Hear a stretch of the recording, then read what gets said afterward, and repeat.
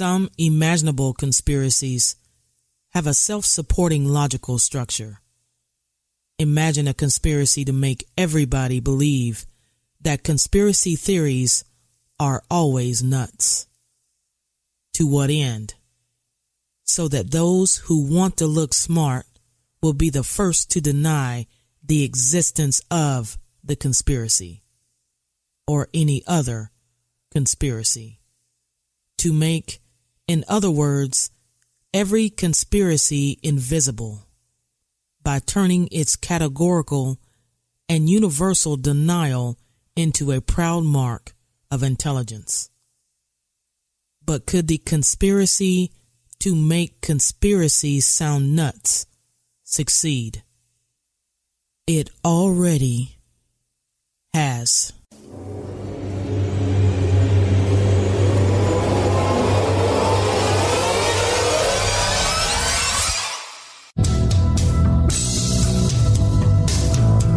Get ready for a night filled with conspiracies, strange places, the paranormal, UFOs, legends, and myths from around the world. With your hosts, K-Town and Tim Tanner on Mysterious Radio. All right. Hello and welcome back to tonight's program. You're listening to your favorite place for all things mysterious. It's Mysterious Radio. I'm your host, K-Town, with my co-host, Tim Tanner. We have a special show for you tonight with none other than Mark Devlin to discuss the amazing conspiracy behind Paul McCartney. This story is truly incredible, and I first actually heard of this, Tim, probably about a few months ago, and I was instantly intrigued. When was the first time you actually heard of this? I would say probably been a couple of years, but I didn't pay any attention to it. I was like, yeah, okay, whatever, you know. But after researching and reading Mark's book and specifically the chapter on Paul McCartney, I was like, whoa, there's way more to this than I thought. Way more.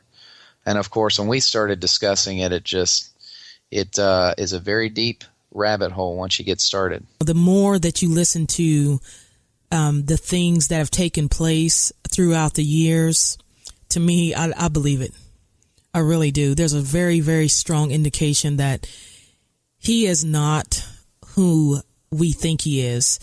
If you have not read it before, the book is actually out and available on Amazon, and it's the memoirs of Billy Shears. Now, this book was written by Billy Shears, whom is claiming that he was Paul McCartney for all these years. It is an amazing book. One that you just will not believe. I mean, this involves the occult. And the idea of using or sort of letting the Beatles represent this mind control aspect. And if you think about it, that's not really all that far from the truth, because you know that you hear the phrase Beatle craze, or you look back on some of the old videos. Some people may remember it from childhood, but people were really crazy about the Beatles. I mean, like really crazy about them. So it doesn't surprise me there's a whole bunch of conspiracy theories out there about the Beatles, because they were so influential and they were such a big deal that when John Lennon was killed, it was very tragic. And when anything happened, when they changed even the stuff that they wore, it seemed like it affected not just the UK, but over here in America too, once they got pretty global. It's and especially if this guy is basically doing a lifetime role as Paul McCartney, I guess he just couldn't hold it in anymore. You know, he's just got to get it out there. Right. I mean, so who wants to die knowing that they pulled this off? You know what I mean? They want to tell somebody, and it seems like that's what he's trying to do. So the book is amazing, and it has all kinds of things that are supposed to help you decode the clues that many people have pointed out that are in the album covers and the songs and things that the band members have said throughout the years. Some of them actually caught on tape saying. So it is amazing.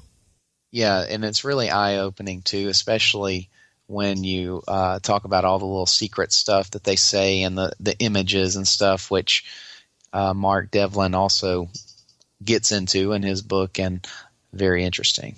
Absolutely. So he is an amazing, fascinating guy. We are so lucky to have him before he actually shuts it down to finish his book. And when that happens in 2018, well, he's not going to be available for the entire year of 2017. But when he finishes that book, we will reach back out to him to get him on the show again, definitely. We have something special for faithful listeners catching the show on iTunes. If you take a minute of your time and give our show a rating and review, you will be entered into a drawing to win something very cool directly from us. Go to iTunes, and right there where our podcast is, you hit rating and review, or review. I think there's actually a review button. Hopefully it's 5. And you leave us a nice review. 5. Yes, please leave 5. That would be very nice. Especially if you're enjoying the show. I mean, that's important because it's helping to give us more visibility so that others can find us. And it also lets us know how much you like the show. And if there's something that you don't like about the show, please let us know that as well. But not on iTunes. You can email us for that. We are making a huge push to grow this show because the bigger our audience, the more it enables us to get anybody we want. I mean, that's the whole reason you listen to the show, right? For the amazing guests. Please make sure that you help us by going to iTunes and rating us and reviewing us. And we don't care if you have to pause the show right now to go do that. We're not against that. We'll be here when you get back. Absolutely. Also, you can get some extra goodies and get access to some shows that will be released only to those who make a pledge to Mysterious Radio through Patreon. You can do that by simply going to the Mysterious Radio website and clicking on the Patreon logo and pledge your chosen amount. Help us reach our goals so that we can travel to different conventions in your area and meet you, which we really look forward to doing. That also helps us with the cost of equipment and hosting the show, which can sometimes be pretty expensive. Absolutely. Now, coming up next, we have our shout-outs, and then it's business as usual with the amazing Mark Devlin and the whole conspiracy behind Paul McCartney right after this.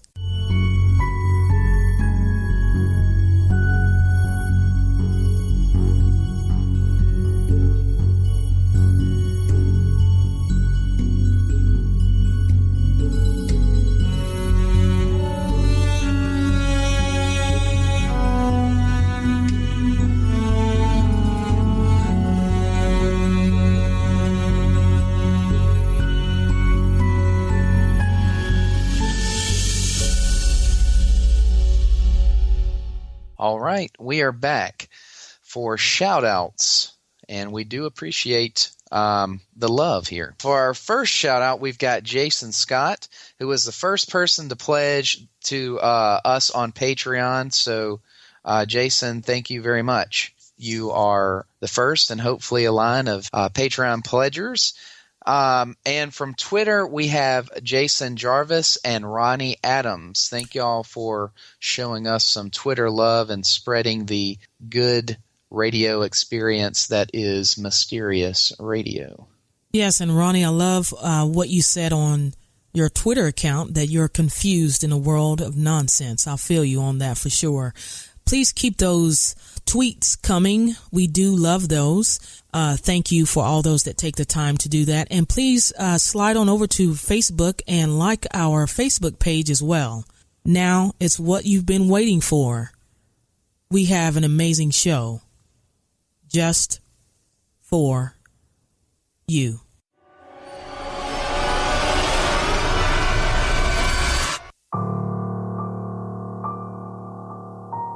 Mark Devlin is a UK-based club and radio DJ. He is also a music journalist. In recent years, he has begun to speak about the dark forces that have been manipulating and controlling the mainstream music industry for decades. To most people, the music industry represents a source of harmless fun and entertainment. Beneath the glossy veneer, however, lies the devastating truth of who really controls these institutions and the deeply malevolent agendas for which they're being used. Welcome, Mark Devlin.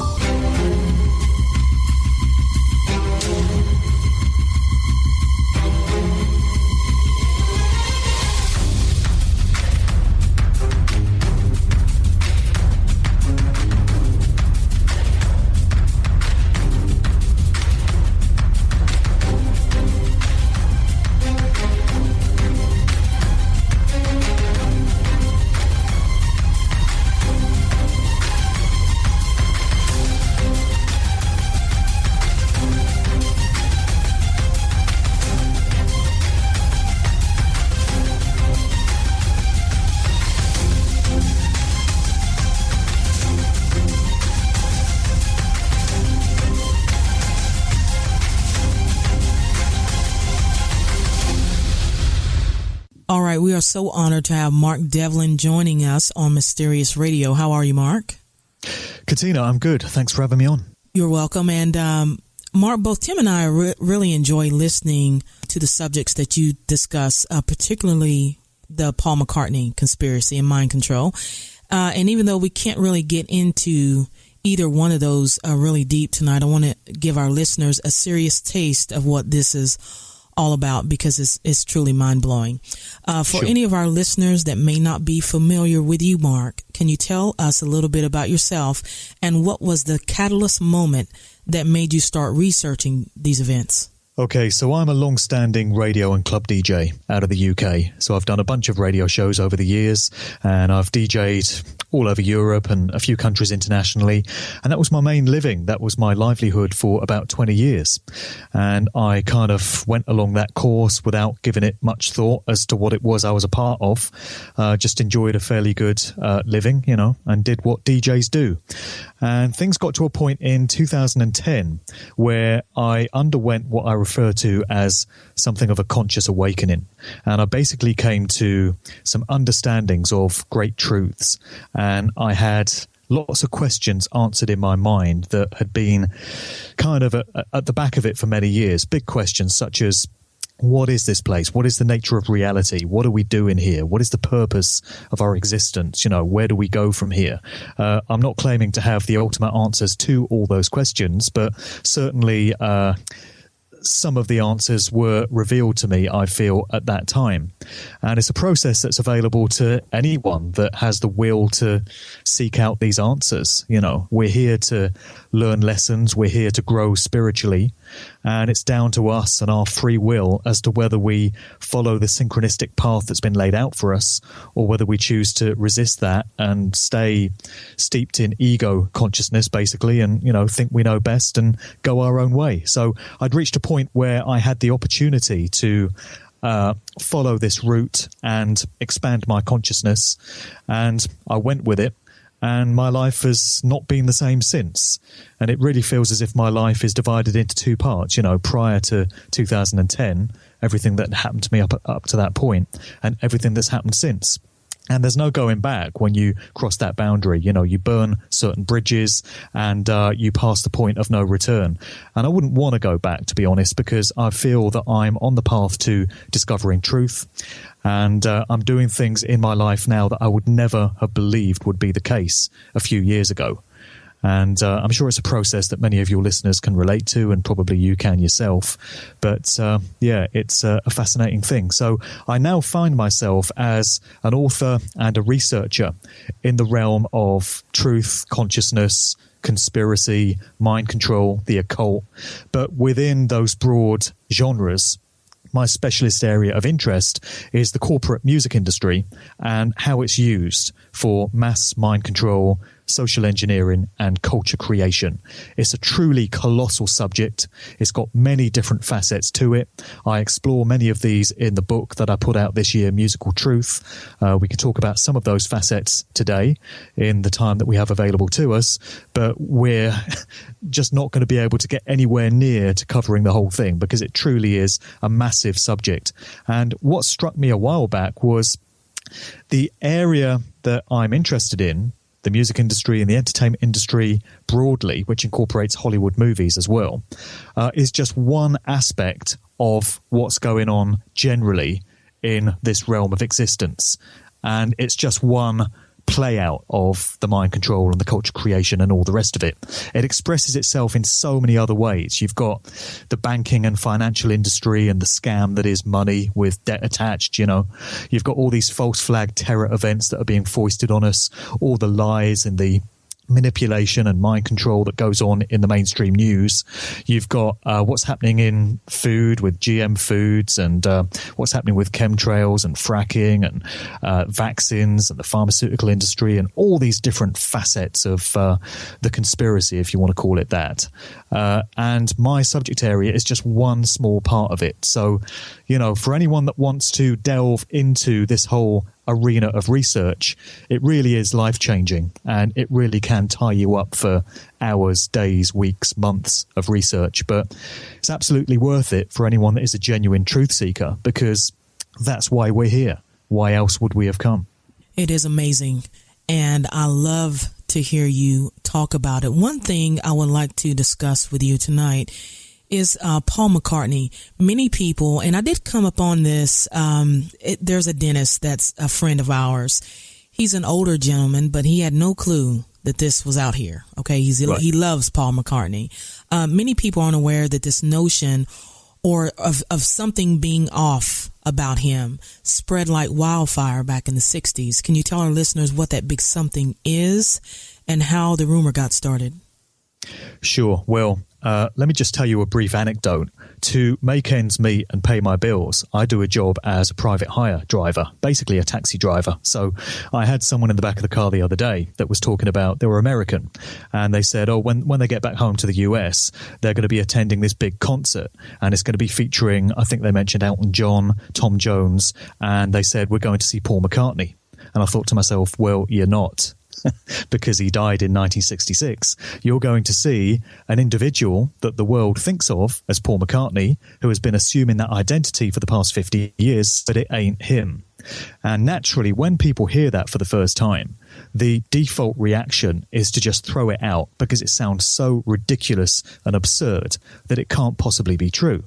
But when you get on the path to truthful research, you realize that it's a very big mistake to just go with that initial emotional response, that gut reaction, because often the truth of a matter is there to be discovered if only you would put the time and the diligence into doing the research.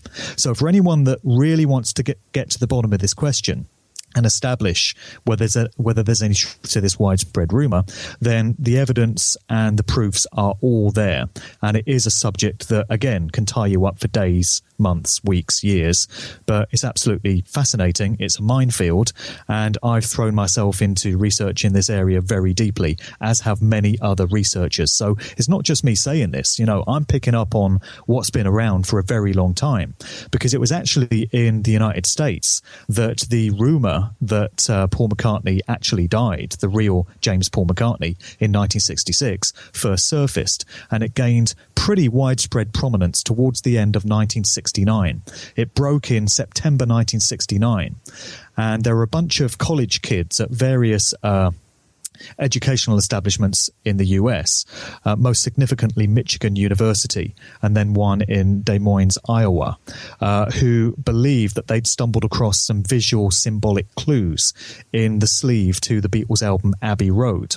And there were also clues embedded in the famous sleeve to Sgt. Pepper's Lonely Hearts Club Band. And some of these students started calling up American college radio DJs and sharing these clues that they discovered. So it wasn't just symbolic pictorial clues in these albums. They also believed that they'd uncovered audio clues in the form of backmasking. So backmasking is where you take a piece of an audio recording and you flip it in reverse, and a message can be hidden in the reverse track, but it's only identifiable to the conscious mind when the piece of music is listened to in reverse. This is actually a tenet of Satanism when you really get into it. It's something that was espoused by the notorious dark occultist Aleister Crowley, and he wrote about it in his various writings, most notably the Book of Magic, where he talked about the adept to these secret society mystery school teachings training themselves to listen to speech backwards and listen to phonograph recordings backwards in order to intuit meaning in hidden messages. So it would appear that this is a tactic that was taken straight from the teachings of Crowley and incorporated into Beatles recordings. It's not just the Beatles that have done it. Many other rock music acts through the years have incorporated backmasking in their recordings. But it was a combination of backmasked messages and these symbolic clues, album sleeves and in photos and stuff that had turned these college kids onto the idea that McCartney had been replaced. And, if you just leave it at that, you could take the view that maybe these kids were smoking something a bit too strong and maybe they just needed to stay a bit grounded and get on with their studies. But, there's far more to it than that. There is a lot of forensic evidence to, in my mind, confirm the fact that the person we think of in the world today is not the real Paul McCartney.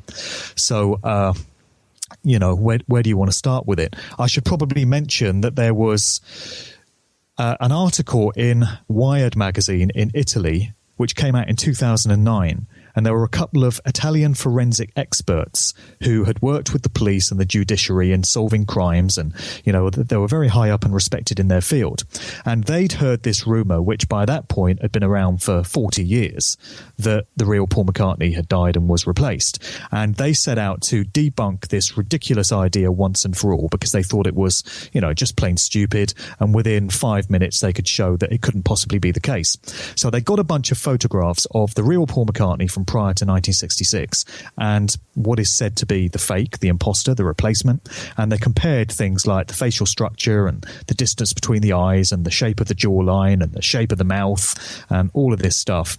And they came to the conclusion at the end of their studies that in fact they were looking at two completely different people and this could not possibly be the same man. We also have evidence in the height of McCartney, who prior to 1966 was a reasonably short guy. He was sort of between 5'7" and 5'8", according to reports. And when you saw him on stage with John Lennon sharing a microphone, they were pretty much the same height, or, he was slightly shorter than Lennon. But post-1966, you notice that in pictures of the Beatles, McCartney, in inverted commas, is towering above Lennon and the other Beatles. And actually, after 1966, Lennon and McCartney never shared a microphone again. And this is cited as one of the reasons why the Beatles quit touring in 1966. Their last concert was in Candlestick Park, San Francisco in late August 66. And they never played a live show again together, with the exception of that rooftop jam on the EMI Studios rooftop in London in late 1969. You've also got pictures of the original McCartney with his girlfriend from the 1960s, the actress Jane Asher. And again, they're pretty much the same height in photos prior to 1966. But after 66, McCartney is towering above her. He seems to have gained about 3 inches in height. You could say he's wearing Cuban heels, maybe, but, would that be the case in every single picture? So these are just some of the kind of forensic, fact-based scientific clues, if you like. But there's also a whole bunch of symbolic stuff as well. And we're getting into the realms of dark occult teachings here. As I mentioned, it's the influence of Aleister Crowley and many of the sort of secret societies that he was a part of. And when you do the research and you really get into it, you come to understand that the music industry, like so many other institutions, many of those that I mentioned earlier, the world of banking, the military, the world of science, the world of politics, all these big corporations, are ultimately controlled by networks and groups of dark occultists. So if you think it's all about money and power and corporate greed, you're kind of missing the point. Certainly that plays a part in it, and certainly a lot of what is done with these industries and these institutions is about making a small group of elite controllers very, very rich. But that's not the whole picture. What it comes down to at the end of the day is that we have a dark occult religious priest class presiding over all these walks of life. And They understand the nature of reality, and they understand how to manipulate it for their own means. This would be the main reason why such a small group of individuals have managed to stay on top of society and control and manipulate and dictate the lives of everyone else in this world. So what we see playing out in the music industry is no different to what goes on elsewhere.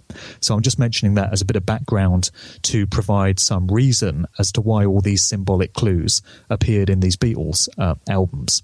So the main piece of evidence, if you want to call it that, I would suggest that it is, to confirm the McCartney switch, would be this particular book known as The Memoirs of Billy Shears.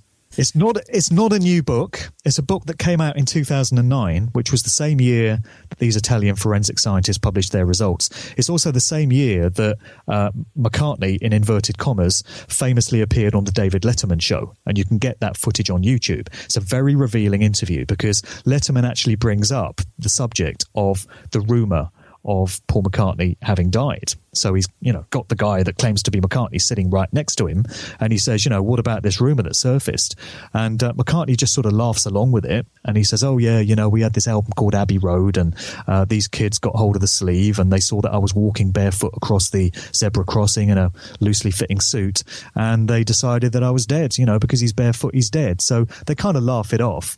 And then Letterman says, well, the other part of the rumour is that, there was some guy that took his place and has been playing his part ever since. And McCartney just laughs and says, well, yeah, this is him. I'm him, a very good double. And so, they laugh about it. And then very quickly, McCartney puts his finger up to his lips in a sort of Masonic shush sign, which means, the keeping of a secret, an oath of secrecy. It's a Masonic symbol. So that's a bit of a giveaway there. And this all happened in 2009. So in that year, on the 9th of September, so the date was 999, which if you invert it using the satanic tenet of inversion becomes 666, which is a very interesting and very key number in this whole wide story, and particularly when related to the Beatles and McCartney. Then this book appeared, and the full book was called The Memoirs of Billy Shears, and it was credited to an author, or more accurately an encoder, which is how he describes himself, by the name of Thomas E. U. Harriot. And so the book, which runs to 66 chapters across 666 pages, nice touch, purports to be the autobiography of the individual that took the place of Paul McCartney, spilling the beans and explaining how it was all done. But he can't blatantly come out and say that this definitely is the case and that I'm definitely not Paul McCartney, and put it on the public record like that, because there would be all kinds of legal ramifications and court cases that would ensue as a result of this person basically impersonating a dead man and stealing his identity for the past 50 years. So the book is presented as a work of what was it referred to? Historical fiction. Yeah, it's ostensibly a novel. So what you get from the book is the indication that it's telling the story of what really happened, but there are a few fictional embellishments in there so that the whole thing, if needs be, if ever called upon, could be written off as, a work of fiction, and there's some plausible deniability there. But for anyone reading the book that has any kind of knowledge of Beatles songs, lyrics, what went on in those key years of the 1960s and the inner workings of the band, I think they would agree that there's such a level of inside knowledge displayed in these writings that it has to have come from somebody that was there at that time, that had access to this closely guarded information. It certainly comes across as authentic in that regard. So in the book, the individual who reveals himself to be someone of the name of William Shepherd, nickname Billy Shears. He states that he's descended from a Freemasonic fraternity in Scotland, and that his uncle was a high-ranking 33rd degree Freemason, and that basically he was groomed for this role of taking the place of the original Paul McCartney. And he claims to be descended from William Wallace, who was this Scottish freedom fighter involved in these crusades against the invading English. And this character was played by Mel Gibson in the 1995 movie Braveheart. So William Shepherd, taking the place of McCartney, claims to be a descendant of William Wallace. What doesn't quite add up for me in the book is that, in line with the official conspiracy theory about what happened to the original McCartney, we're told that he was involved in a tragic car accident in which he was outright killed. And according to most reports, you know, he was near decapitated in this hideous automobile accident. What provides a bit of a red flag for me is that of the 365 days in the year of 1966, again, which could be taken to be an interesting number, if you flip the 9 around, you've got another 666, and there were lots of other things happening in the year 1966, which I've detailed in my book on an occultic level. Of the 365 days of the year that it could have happened, the date given for the accident just happens to be the 11th of September. So it's a rendering of 9/11. And these are two more very important numbers in this overall story, again bringing in the workings and the teachings of Aleister Crowley, obviously tying into the massive 9/11 ritual of 2001 that we're all familiar with. But this was an early rendering of the 9 and the 11 and the 66. So the clues are all there in the numbers. You know, Masons and occultists love expressing things in the form of numerology. It's very important to them. It's like a hidden language. It's absorbed by the subconscious of the public when it's put out there, and it has an effect, and that's why they do it. So we're told that this guy, William Shepherd, took the place of McCartney when McCartney just happened to have this tragic accident, which nobody could have foreseen. Nobody knew it was coming, but he was there ready to take the role. And he tells the story that the original Paul had been having these horrific death dreams. He'd been having these kind of precursors to what was going to happen to him in the form of nightmares leading up to that date. And it's almost as if the book is asking you to believe that the young McCartney, who was only 24 when he died, knew that it was coming and that he was kind of prepared for it. And we're asked to believe that this guy, William Shepherd, Billy Shears, who, of course, is introduced to us on the Sgt. Pepper album by name, because in the opening track of the album, this new band that's being presented to us actually say, "May I introduce to you the one and only Billy Shears." So they're giving him his first public airing. And when you look at the sleeve to that album, you can see that the character playing McCartney stands out over and above all the other Beatles on the sleeve. He's got his back to the camera, whereas all the other Beatles are facing forwards. And, you know, all attention seems to be drawn to him. So it's giving the world their first glimpse of Billy Shears, of this new group, the Beatles Phase 2, and basically telling you what happened for those with the eyes to see. But we're asked to believe that this guy was groomed for the role. So he tells the story that he underwent musical training, that he'd always been a musician anyway. He was an unknown session musician, he says, before taking on the role, and he played in a bunch of other bands as well. Then he had to change his appearance in order to look more like the original McCartney. Obviously, the height is something they could do nothing about unless they wanted to chop his feet off. So they just had to make the best of the rest of it, which involved him undergoing a certain amount of plastic surgery and having fillers injected into his face to make his face look rounder and fatter, because the replacement McCartney, Billy Shears, had a much more oval and longer elongated face than the original Paul. And you can actually see this when you compare photos. For me, it's the main giveaway. You know, the facial structure is totally different. So he had to undergo the change in appearance. He also had to learn how to play the bass left-handed, because he was a right-handed individual, whereas Paul, a bit of a pain in the arse in the circumstances for this guy taking his place, was left-handed. And he tells the story of how he had to retrain himself to play the bass guitar with his left hand and learn to hold his cigarette and his coffee cup and things like that, even though he doesn't appear doing that in some of the pictures, which is another clue. So a huge amount of preparation and training was required to get this guy ready for the role. And among the main objections that deniers of this story come up with is they say, how would it be possible for someone to sound so much like the original McCartney vocally? Well, he answers that by saying that he underwent a certain amount of vocal training, but that he'd always been an actor that had taken on different roles. And it was just part of his nature to assume different identities. And he says, taking on the role of Paul McCartney was just one of those acts. But he also talks about getting into spiritual esoteric realms, the fact that he made a kind of spiritual connection with the soul of the dead McCartney and started channeling some of his abilities through him, that he was, he had that kind of contact with him, and that to a certain extent Paul's abilities and talents were living on through him. So I know that people are going to think that's a bit of a stretch. To be honest, you have to read the book to get the full appreciation of it all. But it certainly seems very compelling for me. And it seems very compelling because of the background research that I've done into the story of the music industry and what really goes on. So I know that symbolism is very important to those that control the industry. I know that they always place clues right there in plain sight.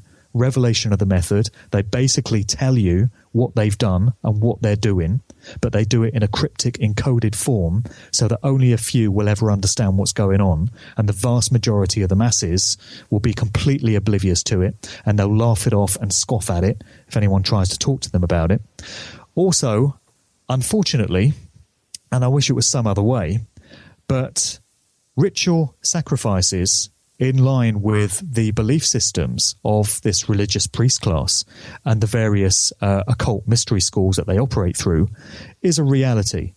And there are many indicators of the fact that these ritual sacrifices do take place.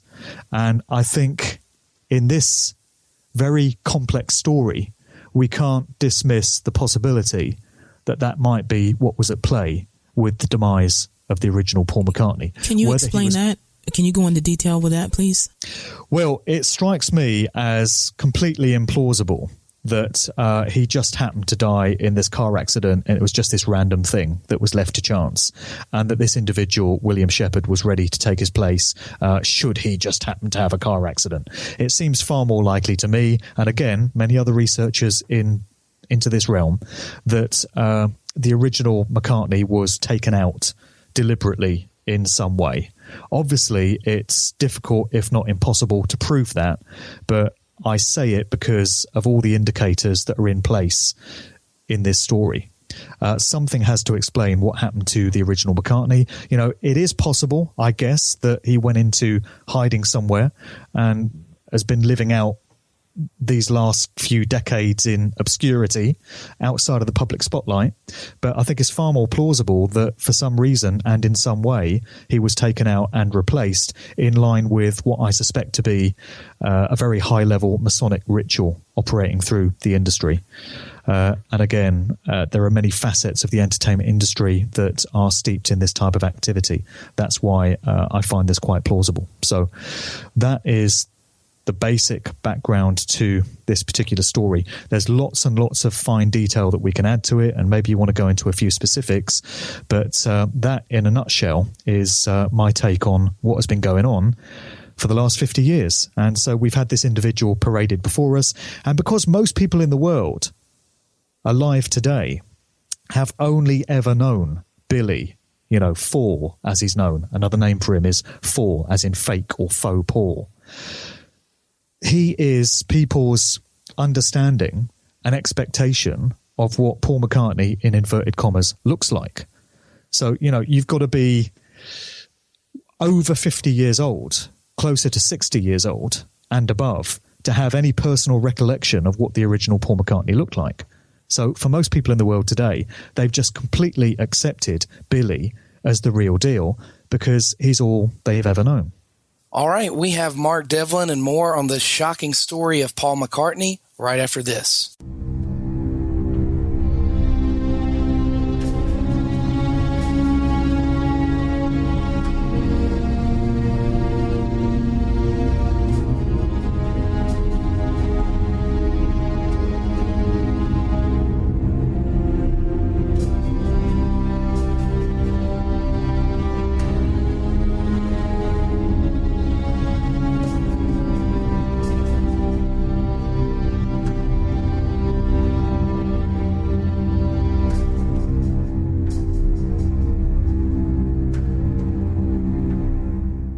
Okay, and we're back with Mark Devlin and more on this amazing story. Mark, now go ahead. You said you had something to add to that. You can go ahead. I just wanted to add that a lot of people that you speak to about this story, and you suggest that the individual they think of as Paul McCartney is not the real guy, will just scoff at it and laugh it off and just tell you that you're crazy because they couldn't possibly be fooled like that. You know, if this had happened, they would know about it. Well, if anything, I would suggest that this has probably gone on elsewhere as well. And I would suggest that maybe the replacement of Paul McCartney is not the only replacement of a public prominent figure that has taken place through the years. We know that many political leaders around the world have routinely employed doubles to take their place in various situations. And, you know, various celebrities have done that as well. But a couple of stories that are worth bearing in mind are, in the UK, we used to have this children's TV program called Blue Peter back in the 1970s and 80s, and I think it was in the 70s. They used to have this dog that appeared on screen with the presenters. It was just this cozy sort of, you know, family setting. And one time, very suddenly, the dog died after one of the episodes.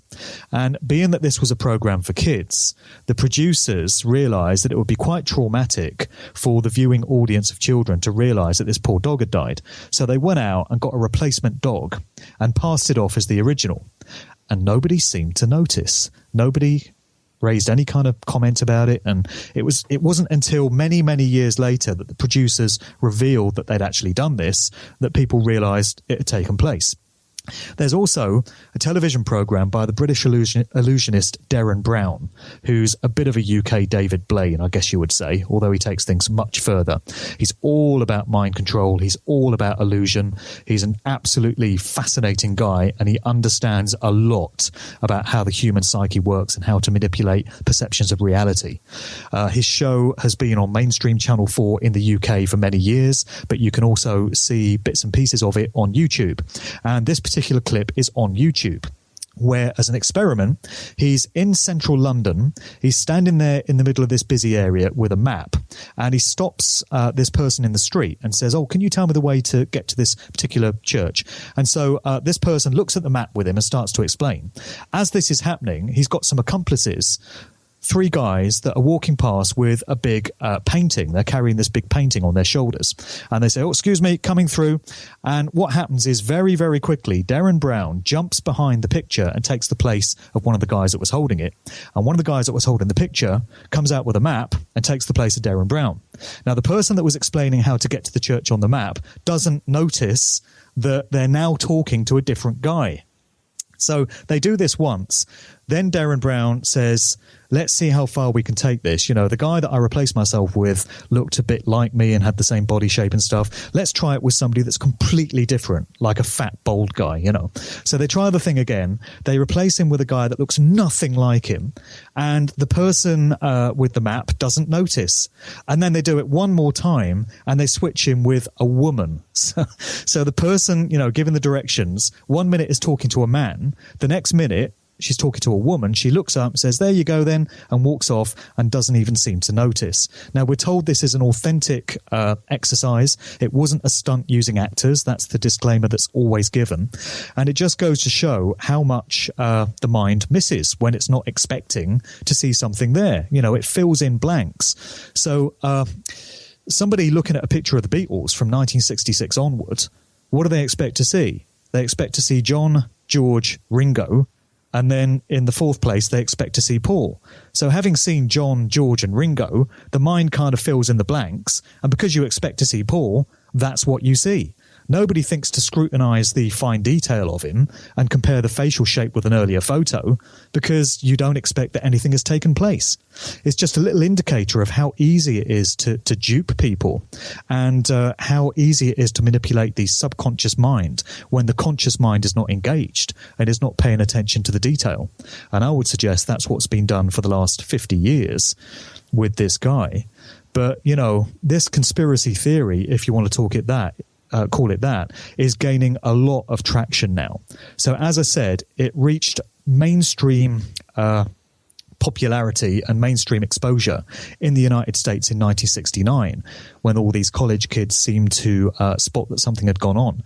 And it led to a flurry of newspaper headlines, and it got into Life magazine. They actually sent a reporter out to McCartney's remote Scottish farm to track him down, seemingly as proof that he wasn't dead after all. You know, he was still alive, folks, and here he is, and they presented photographs of him.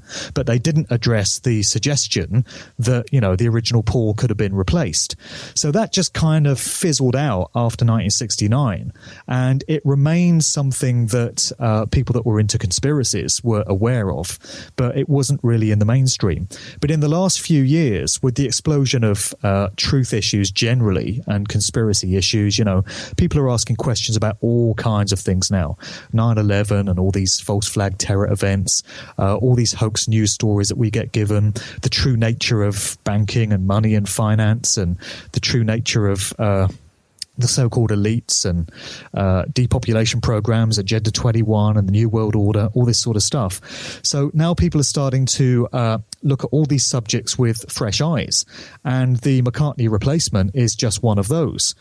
And of course, we now live in the era where we've got the internet and people can do their own research in their own time, at their own leisure. There's a wealth of information at their disposal. They can use discernment to look at a wide, eclectic array of different sites and draw in information and compare it.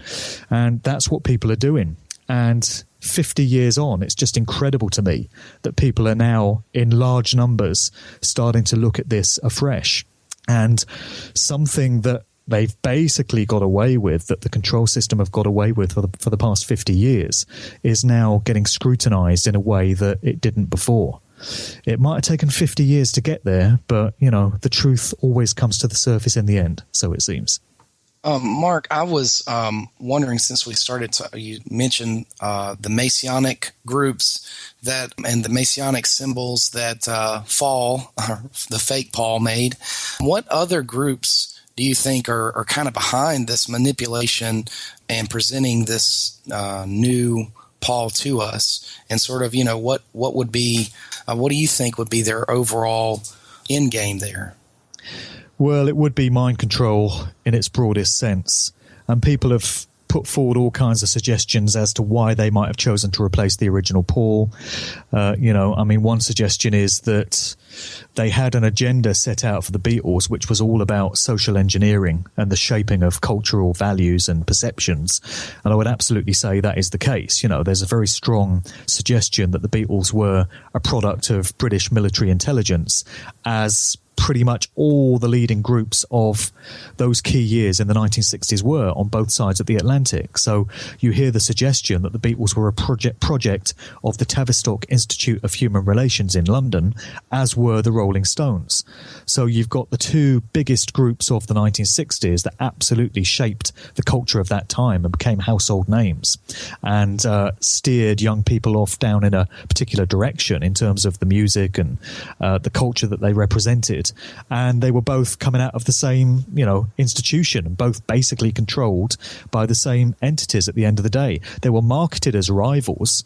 So the Beatles, when they first came out, were put out there as these clean-cut, nice lads making pleasant pop songs, you know, these love songs that your granny could get into, whereas the Rolling Stones were marketed as more dangerous and edgy and sort of the bad boy antithesis to the Beatles.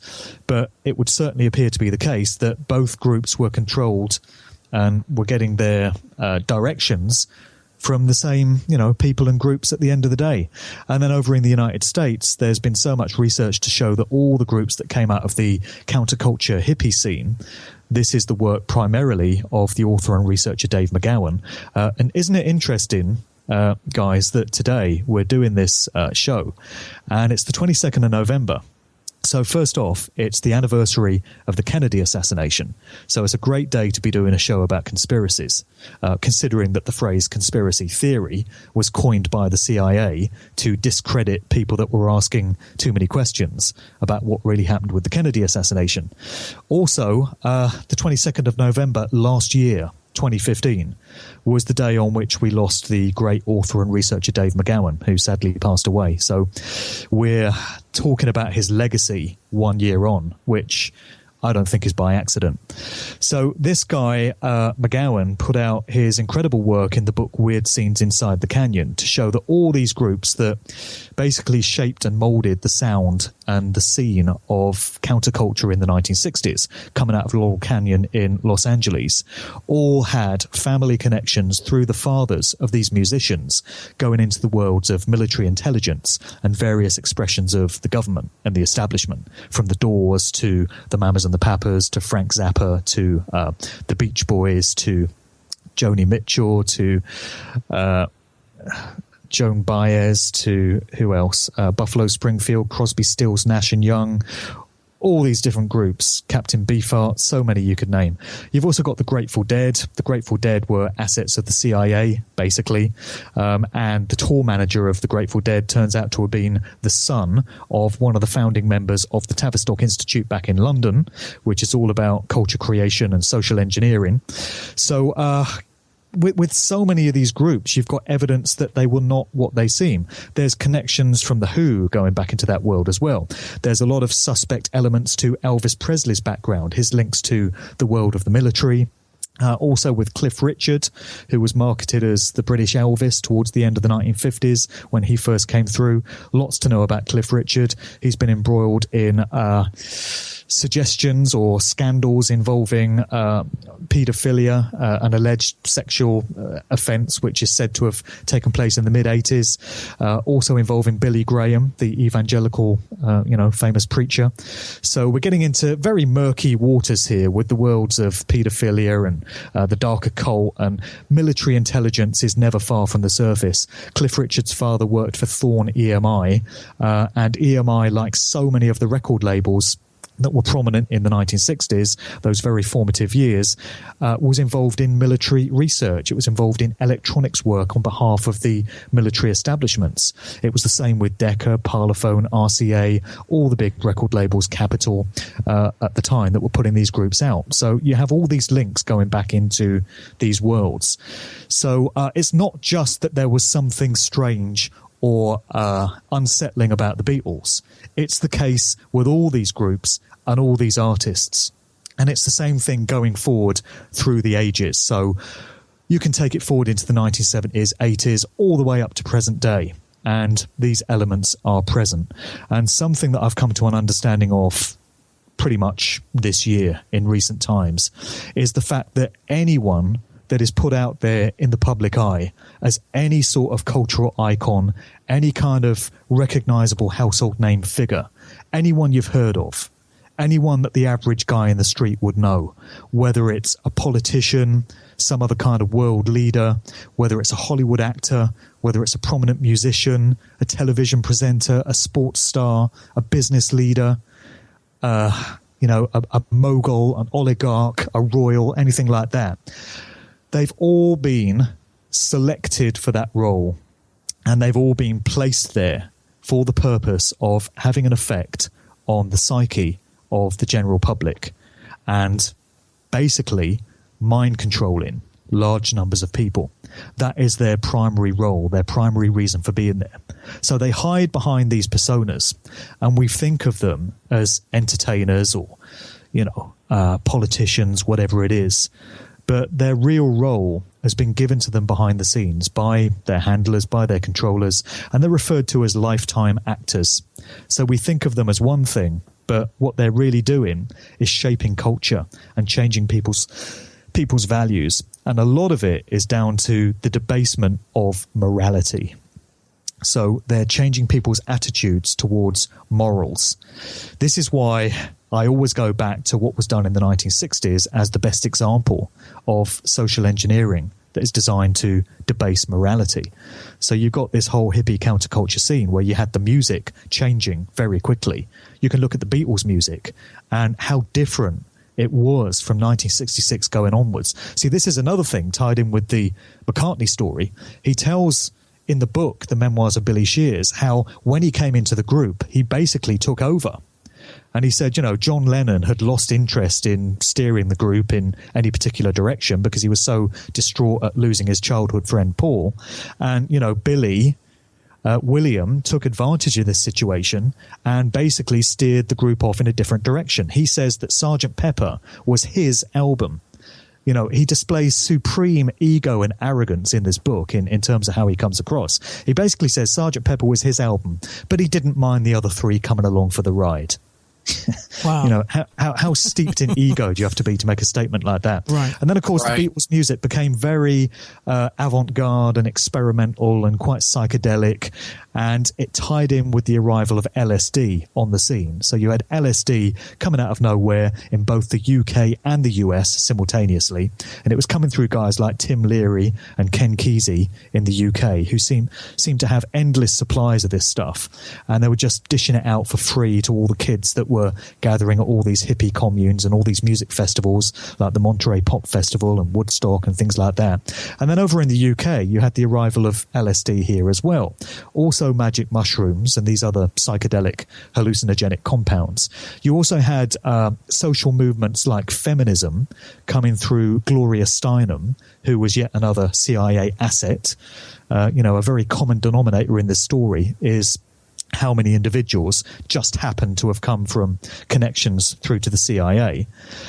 So you had feminism, you had all these other social movements and all this political unrest with various demonstrations and stuff going on. You had the Vietnam War raging, and you had the Manson murders, of course, in the US as well, which very much traumatized the general public. And over in the UK, you had the Cray twins, who were these gangsters operating out of London, who incidentally had very close ties to a lot of the music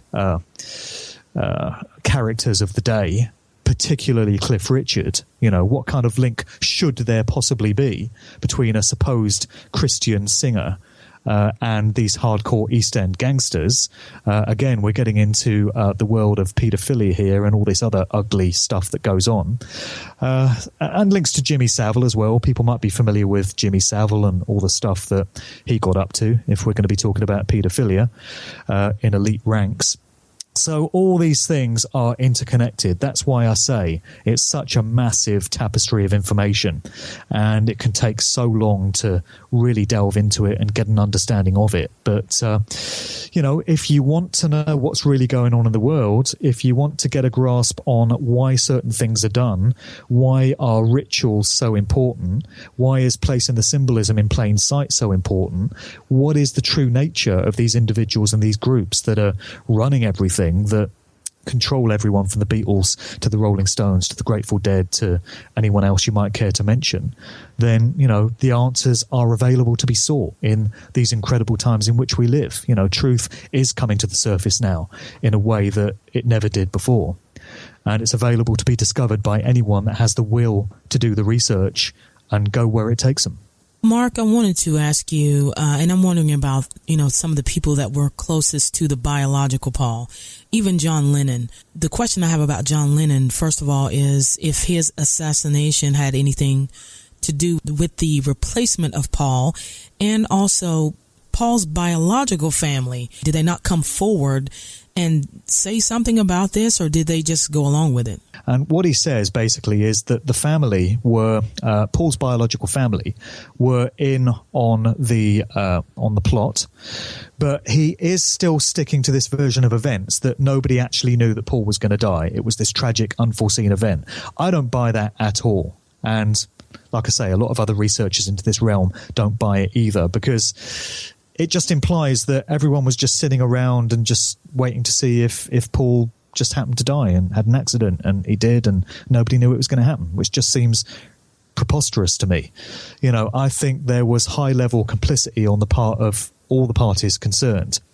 And the family obviously were in on it, because there's no way this replacement could have passed himself off as Paul, and his family didn't know about it.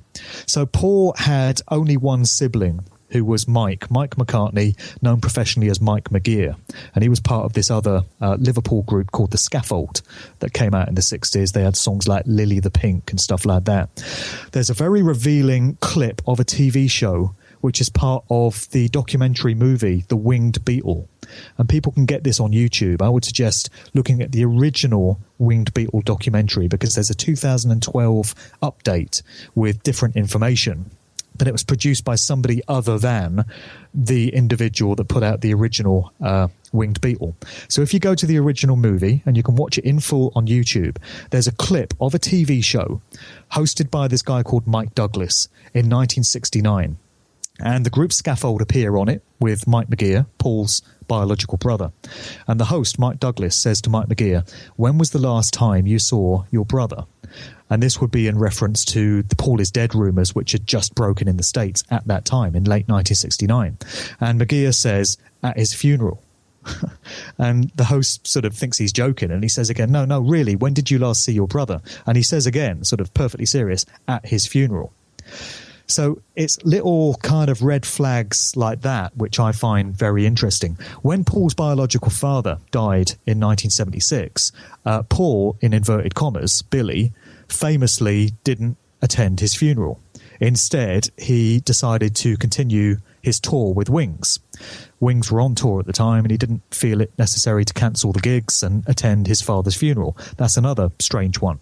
Then you've got all these other little indicators from the other Beatles, where they seem to be trying to let people know that this replacement had taken place. And of course they were in on it, but you can assume that they went along with the plan rather uncomfortably, and that they were kind of forced to do it. They had no choice in the matter.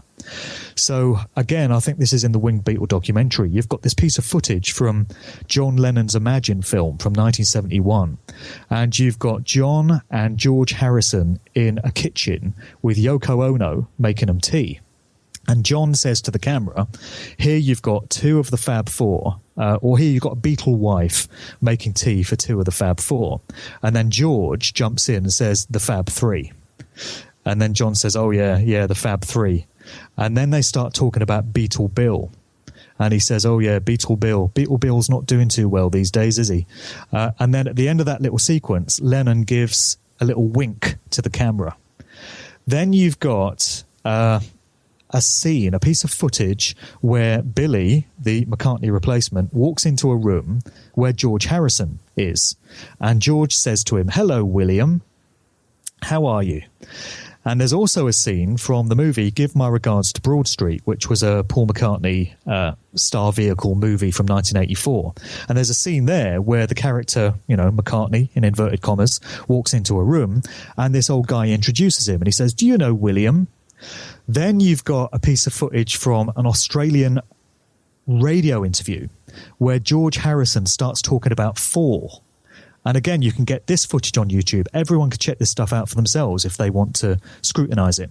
And George makes a couple of references to fall. He says, oh, fall this and fall that. He's not saying Paul. It's pretty obvious that he's saying fall. It's as if he's letting us know what's going on. You've also got this situation with Ringo Starr. Now, there was a story which came out, I think it was probably a couple of years ago, 2014, which purported to be Ringo Starr giving an interview to this publication called The Hollywood Inquirer. And he is supposed to be spilling the beans on what really happened with Paul. And so, according to this story, he admits that the real Paul died in 1966 in a car crash. The Beatles, their management, Brian Epstein, and the other members panicked and thought, oh my God, what are we going to do? We can't tell the public Paul has died because it will be the end of the Beatles, and all these girls will be going hysteric and committing suicide at the loss of their beloved Paul. What are we going to do? We've got to replace him. And so, according to this story, they found this guy who was the winner of a Paul McCartney lookalike contest, and he agreed to step into the role and play the part of Paul, initially for a temporary period. But Ringo says, well, nobody seemed to notice and we were getting away with it, so we decided to give him the full-time job, and he just continued, and it's been going on to this day. Now, the problem with this story is that it was a hoax. It was fake. The Hollywood Inquirer doesn't actually exist, and it would appear to be a satirical kind of spoof story. But you've got to ask yourself why anyone would bother putting out a spoof such as that, if not to throw people off the track of genuine research into this area, and to make, serious researchers look a bit stupid. Because people that don't delve into any fine detail will hear that it was a hoax and go, oh, well, the whole thing is just stupid then, isn't it? You know, there's no foundation to it at all. Because there was another movie, again, which people can watch on YouTube, called The Last Testament of George Harrison. This one purported to be George in his sickbed in hospital a couple of days after he was stabbed almost to death when an intruder broke into his country house in Henley-on-Thames just before New Year's Eve in 1999. He was badly attacked. So he ended up in hospital, and this movie claims to have been based on a series of tapes that he recorded where he, like Ringo, was admitting to the replacement of Paul and spilling the beans and explaining how it was all done. I mean, this is such a badly done hoax, and it's so obvious that it's somebody's idea of a sick joke that, you know, it amazes me if anyone's taken in by it. So we've got another spoof, which is all over the internet. And again, you've got to ask yourself, what would be the value in certain parties investing the time and the energy to put a spoof like this out? What is worth bearing in mind is that although that Ringo story from the Hollywood Inquirer was a hoax, there is a genuine interview with Ringo Starr from the UK's Daily Mail in 2011, where he says in the interview twice, "I'm the last remaining Beatle." There's one quote where he says, "People think it's Paul, but it's not. It's me. I'm the last remaining Beatle," as if to emphasize the point, you know. So it's not as if we haven't been given a wealth of clues through the years to let us know what's going on. And of course, the family would have had to have been in on it.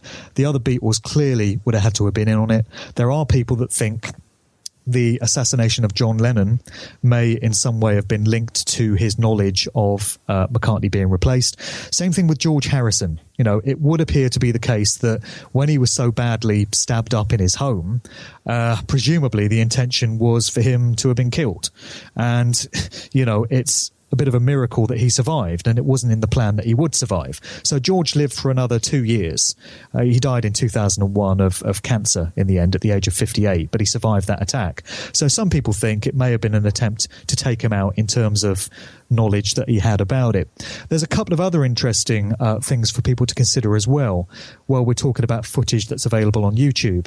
There's a famous piece which is McCartney, Billy's reaction to the news of the death of John Lennon. So if you just type that into YouTube, Paul McCartney reacts to John Lennon's death, these reporters catch him coming out of a recording studio in London when the news had just broken about John's murder. And they say, well, you know, what do you think? What's your reaction? And McCartney is very nonchalantly chewing gum. And the only thing he can say is, yeah, it's a drag. It's a drag, isn't it?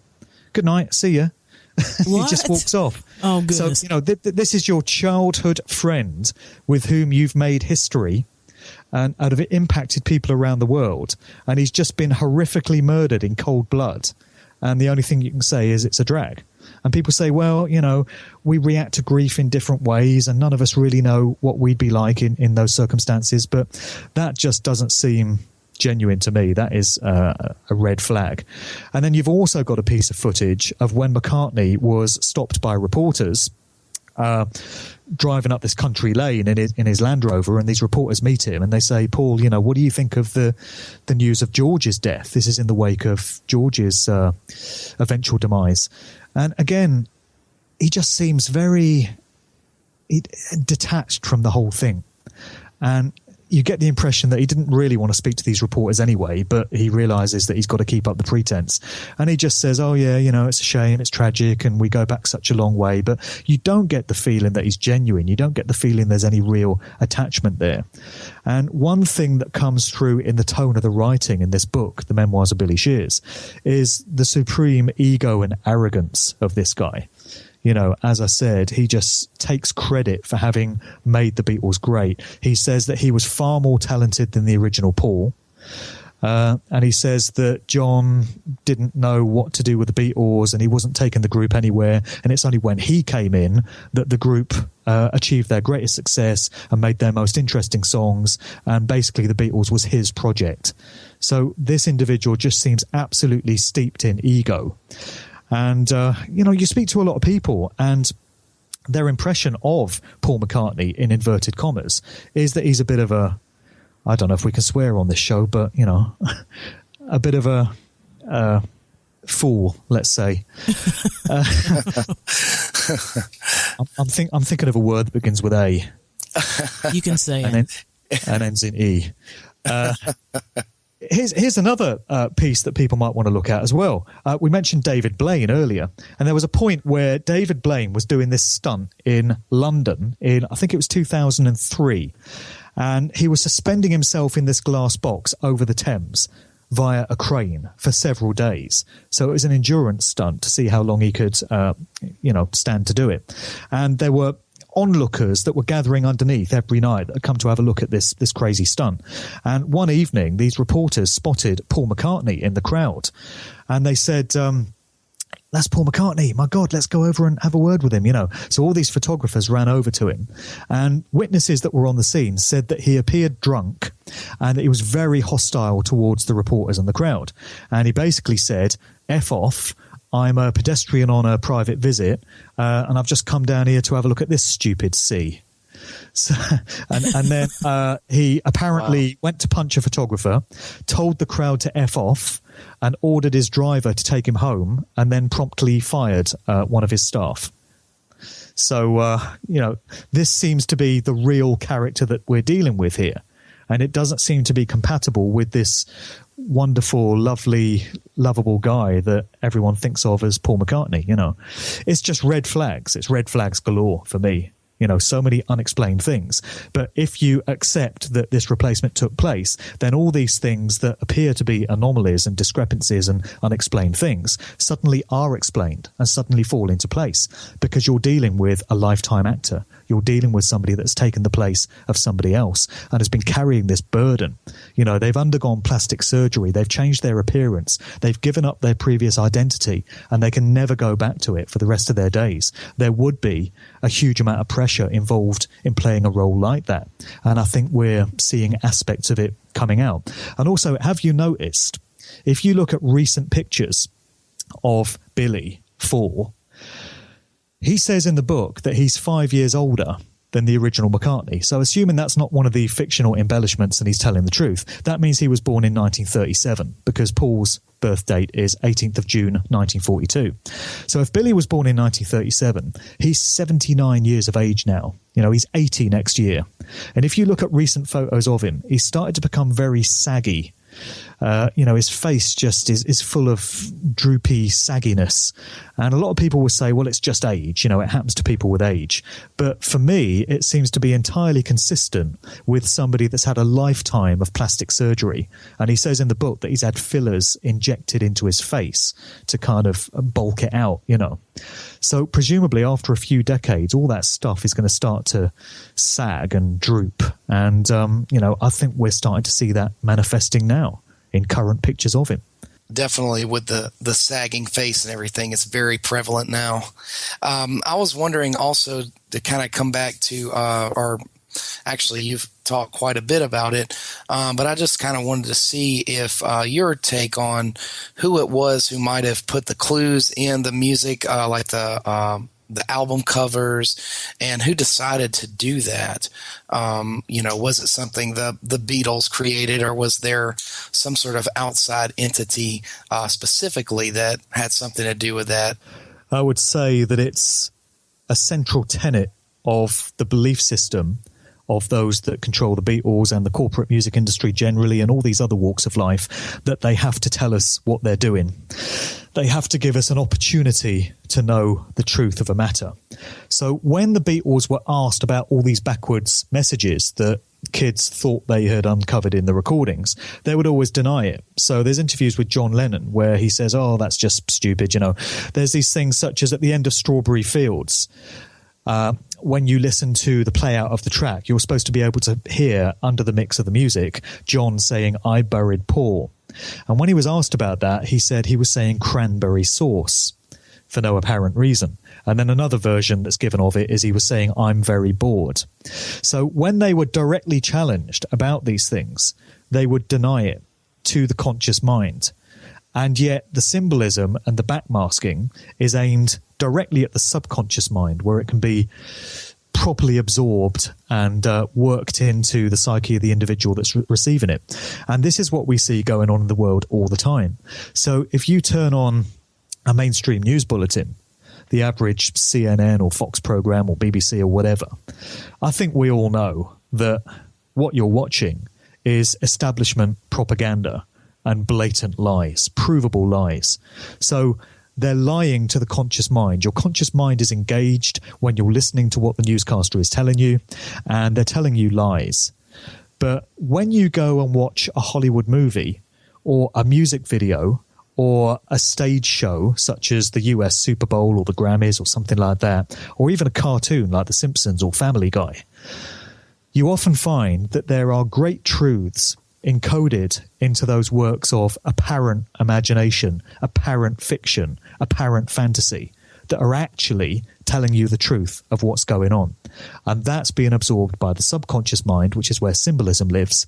So you've got this absurd, upside down, inverted scenario in this world where we're being lied to the conscious mind, but the truth is being told to the subconscious mind, for those that know how to interpret the symbolism and learn how to pay attention to what's being conveyed to it. This is how predictive programming works, which is where you get depictions of things that are planned to be unfolded in the months and years ahead. And we're given little tasters and little forewarnings of what's going to come in movies, music videos, TV shows, etc. 9/11 is the classic example. There are hundreds and hundreds of examples of the events that we were asked to believe by the mainstream news on the 11th of September 2001 in the years and the decades leading up to it. But it's not just 9/11, you know, pretty much everything. The Boston bombings, the Sandy Hook incident, any kind of shooting or so-called terror event, you can find some depiction of the mainstream version of events which had been encoded into movies, videos, etc., that people would have watched in the run-up to it. So it's making a connection in the subconscious mind between the official narrative of the story and what people have seen in these works of apparent fiction. And it's getting you ready and establishing a familiarity with the official narrative, so that when the newscaster comes on and says this is what's happened, the subconscious mind is prepared for it because it's already absorbed certain, renderings of that story. Also, people are making an energetic connection with the scenarios that are manifesting. And when you understand how energy works and our consciousness can actually affect the physical outcomes that we experience when it's harnessed in the right way, a lot of these events are massive energetic rituals where they're trawling the energy and vampiring the energy off of large numbers of people by way of their concentrated consciousness. And it's helping to empower these events into place. But I would say the main reason why predictive programming is done, and it would also apply to subliminal messages in audio recordings and clues, such as the clues that we saw pertaining to the replacement of Paul on albums such as Sgt. Pepper, Abbey Road, Let It Be, and so many others, is because the controllers, the powers that be, the occultists, the priest class that are presiding over all these different walks of life, as part of their belief system, they have to give us the opportunity to know what they're doing. And as I say, they do it in encoded cryptic form, using symbols, using numerology, so as to obfuscate the detail of the thing. And they know that it's going to go straight over the head, or it's going to miss the conscious mind, we could say, of the vast majority of people watching it. But it doesn't take away from the fact that there's the opportunity to know for those that have the time and the energy and the motivation to look into it and properly understand what's being done. So I would say that's why they put all these clues pertaining to Paul is Dead into so many of these Beatles works. And it's all over the tracks that came out post 1966. When you read the book, The Memoirs of Billy Shears, and if you accept that this is the truthful part of the book, the writer breaks down the true meaning of the lyrics of so many Beatles records that you think are about one thing, but they're actually telling you the story of how Paul died and came to be replaced, particularly the song Lady Madonna. But it's right there in Hey Jude, it's right there in The Long and Winding Road, it's right there in Let It Be, it's right there in so many Beatles tracks, and even Wings tracks. You know, he even breaks down in the book the meaning of a lyric in Band on the Run, famous Wings track, where you get the lyric, the jailer man and Sailor Sam will search forevermore for the band on the run.